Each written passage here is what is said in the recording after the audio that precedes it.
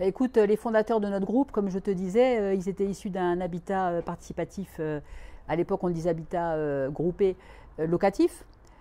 Et puis donc après avoir vécu quelques années en locatif, il s'était dit à l'époque, donc dans les années 84-85, finalement au lieu de payer un loyer chaque mois, si on mettait cet argent pour acquérir un bien qui serait pérenne dans notre voilà, dans la suite des années, ça pourrait être justifié.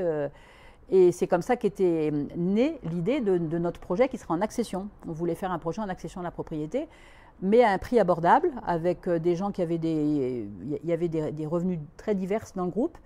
Il y avait des familles plus aisées, et il y avait aussi des familles qui avaient, notamment des familles monoparentales, qui avaient des petits revenus. Et donc on s'était fixé de pouvoir construire au prix de la production HLM. Voilà. Mais de trouver moyen de financer ça par des prêts. Donc à l'époque, il y avait les prêts PAP. Aujourd'hui, je crois qu'on dirait les prêts PSLA ou PLS, quoi. Et voilà comment on avait imaginé quand même l'idée de la propriété. Mais propriété collective, ça avait bien sûr, d'emblée, pour nous, c'était une propriété collective, parce que c'était totalement le moyen de réaliser notre projet de vie en habitat participatif. Donc, d'emblée, il nous était apparu évident que ce serait une propriété collective avec l'attribution en jouissance. Ça existait déjà à l'époque, hein. Il y avait déjà quelques groupes en France qui étaient alors, en S3C, Société Civile Coopérative de Construction. En tout cas, le principe, c'était propriété collective avec une attribution en jouissance du lot de chacun. Et c'est d'emblée ce qu'on a choisi de faire. Et j'avoue que moi, avec mon conjoint, ça nous a tout à fait convenu. On avait 30-35 ans à l'époque. Et on ne voyait pas pourquoi on aurait besoin de capitaliser en notre nom propre. Nous, ce qui nous importait, c'était le collectif et surtout le lieu de vie où on avait envie voilà, puis de voir grandir nos enfants et que cette notion de propriété collective, c'était aussi le fait d'avoir en commun. Enfin, pourquoi avoir pour soi, quoi. C'est vrai qu'on n'avait pas besoin d'avoir pour nous. Ça nous plaisait, le fait d'avoir en commun. On n'est peut-être pas creusé plus que ça. Ces aspects-là, ça s'est présenté comme ça à nous. Ça convenait bien dans la démarche. Et donc, on a mis en place voilà, la propriété collective que constitue la société coopérative d'attribution en jouissance. Au travers il y a eu des emprunts bancaires par certains, il y a eu un petit peu d'apport par quelques-uns, il y a eu donc des prêts aidés. Et également, on a réalisé pour 2 familles sur les 10 des prêts solidaires à l'intérieur, pour des familles qui ne pouvaient pas emprunter suffisamment par les prêts aidés, hein. Des prêts solidaires entre nous qui sont passés par l'association, d'ailleurs ça a même été anonyme, c'est l'association qu'on constituait en même temps à côté de notre société, qui a reçu des dons de prêteurs qui pouvaient mettre, par exemple, à l'époque c'était des francs, 10 000 francs, 20 000 francs, pour prêter à une famille qui du coup a remboursé, quand elle a eu fini de rembourser sa banque pendant 15 ans, eh bien elle a remboursé l'association. Et ça s'est très bien passé, dans 2 cas, on l'a même reproduit encore une fois quand il y a eu ensuite une session. Ça a toujours été très bien vécu. Et tu me posais la question de la confiance, est-ce que tu peux faire confiance à tes voisins et tout ça. Honnêtement, ce n'est pas tellement une question qu'on a eue. On était tous quand même tellement impliqués dans le mouvement, on consacrait énormément de temps, il y a une confiance, bien sûr, on sent tous qu'il y a des différences, il y a même eu des engueulades, il y a même des tensions, mais le fait d'être dans une démarche commune, c'est quand même très inspirant, ça inspire la confiance. Puis s'il n'y a pas confiance, on ne peut pas marcher ensemble. Donc après, il faut aussi être réaliste. C'est-à-dire que bon, dans le groupe, il y avait des gens qui avaient l'esprit bien cartésien, opérationnel, réaliste. On n'était pas que dans le rêve, quoi, hein. Et c'est vrai qu'avec le rêve, on pourrait partir peut-être plus souvent se casser les dents, quoi. Là, je veux dire, il y a toujours eu une accroche à la réalité. Peut-être que c'est aussi ça qui nous a un peu protégés de se planter, quoi. Bah, je crois que quand on fait un projet d'habitat participatif, on est quand même beaucoup à la fois dans le rêve et à la fois aussi dans les valeurs. Mais veut dire, les valeurs, c'est un peu des notions, c'est de la philosophie, ça ne fait pas le concret, ça ne fabrique pas les choses, quoi. Mais, et puis les rêves, nous aussi on avait été beaucoup dans le rêve, hein. Dans notre habitat, il y aurait un théâtre, il y aurait un jacuzzi, il y aurait des coursives couvertes pour passer chez les uns aux autres, etc. Puis en fait, on a été dans le concret, mais aussi grâce à notre architecte. Quand on a eu les chiffres, très vite des tableaux chiffrés, ben, il y en a parmi nous qui savaient lire les tableaux et se les approprier, et qui ont su nous les traduire et dire, bah là non, on est à côté de la réalité, quoi. Ça, et on doit laisser tomber, on doit laisser tomber, on doit laisser tomber. Donc voilà, ça nous a aidé à vite aussi comprendre et raccorder nos rêves à la réalité. Là, on est en train de réfléchir à nos futurs statuts parce qu'on a créé nos statuts à 35 ans et on les a créés pour 40 ans. Pourquoi? À l'époque, on ne s'était pas posé la question, mais comme on va y arriver bientôt, eh bien, on vient de commencer à réfléchir à refaire nos statuts.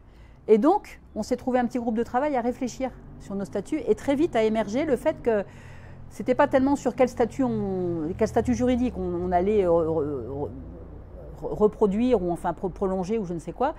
On s'est tout de suite dit, mais on se réinterroge sur nos raisons d'être. Pourquoi on est toujours ensemble aujourd'hui?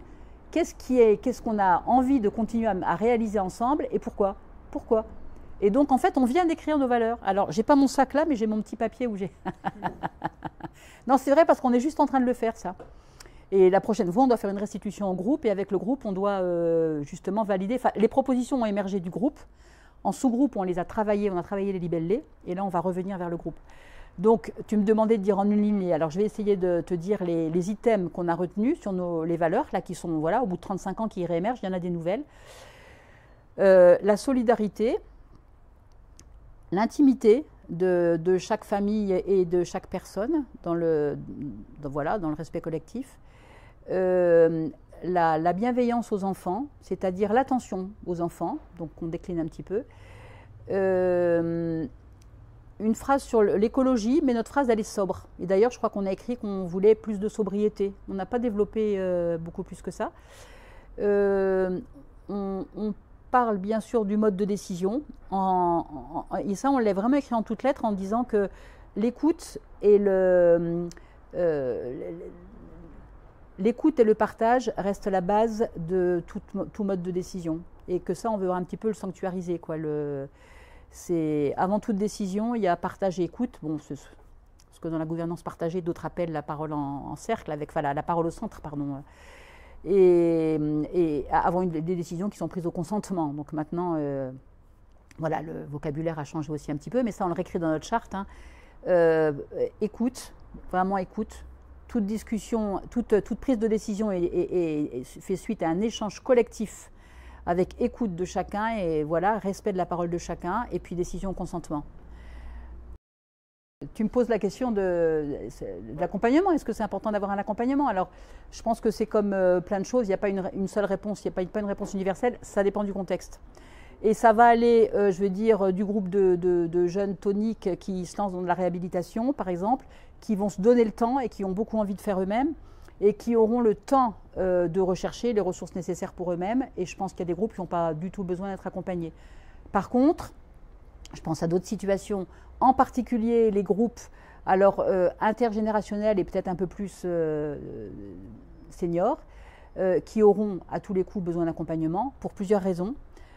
Parce que d'abord, les démarches administratives, surtout si c'est en périurbain, elles peuvent être très compliquées. Hein. Je pense que le foncier peut être parfois plus simple ou on trouver des opportunités en zone rurale. En zone urbaine, ça va être plus compliqué. Et puis le montage du projet, il est quand même complexe.